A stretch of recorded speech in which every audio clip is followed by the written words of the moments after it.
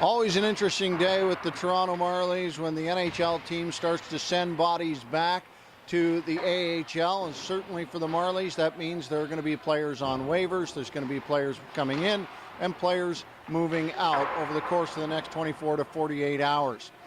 Now, a lot of people always ask at this time of year, how come so many players are able to clear waivers? These are some talented guys coming down to the American Hockey League, and that's really because unless you have an injury during training camp, you're pretty much in love with your team right now if you're an NHL executive. And that means that you don't really feel the need to go out and get somebody else into your lineup that you haven't seen for the last 3 or 4 weeks. And make no mistake, there's a lot of bodies here that have been playing together for the last month, even a little over a month, as they got some practice time in the summer as well. So not a lot of new faces to the folks on the ice, but maybe some new faces for you, the Toronto Marlies fan.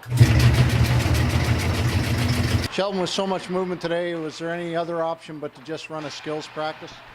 No, I mean, I think it just made a lot of sense for us.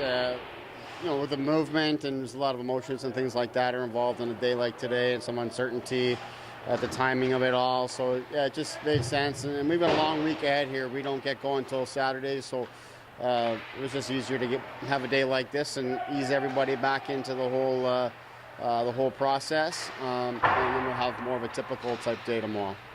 When you look at some of the players who've already started to come your way, are there maybe not surprises, but guys you're thankful to have? Well, you know what? I think it was pretty clear right from the start of Leafs training camp that there was a lot of depth in the organization. So no matter how it shook out, we felt confident that we're going to have a real good group to work with here again this year. And certainly with the guys that are here, we're excited to get to work with them. It's going to take some time, I think, for everybody to kind of settle back in and all those kind of things and get their head really around what's happening.